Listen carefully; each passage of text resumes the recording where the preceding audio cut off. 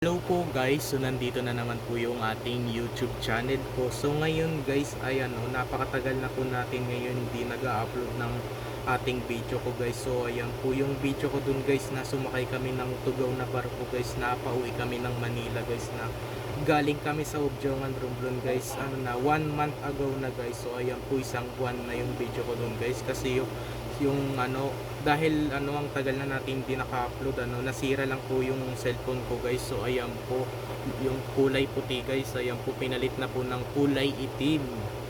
So ayan po, nalaglag lang po kasi nung nasa Batangas Pier na kami guys, nahulog na lang bigla kasi nagpapabit-bit ng bag. So ayan po, kasi ako nagbablog pa ako ng part 2. So yung part 1 ko guys, nasa nasa Objongan pa lang kami, sayang guys. So okay lang naman rin sabihin. So ayan po, so ngayon guys ay magbibideo tayo ngayon ng Beyblade. So ayan po, ito Beyblade Burst.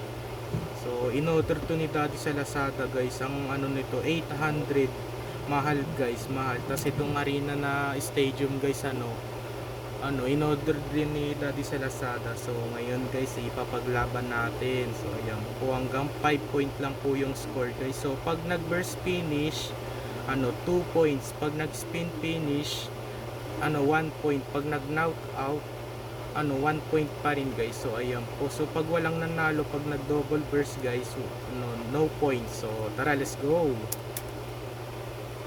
Okay, round 1.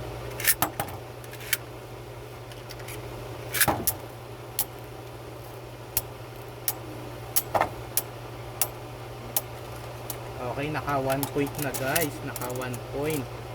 Okay, naka 1 point. 1-0 guys, 1-0. Round 2.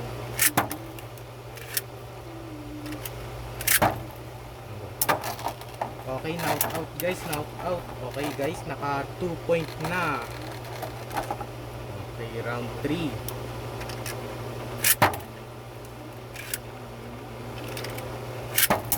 Uy, burst finish. Okay, naka 4 point na guys, naka 4 point na. Okay, round 4 na guys.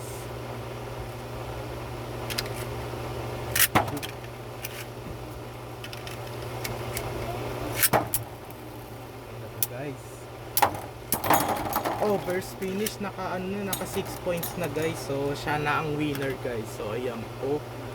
So like and share and subscribe mo pa rin ako guys, habang tagal ko na ngayon hindi nag-upload.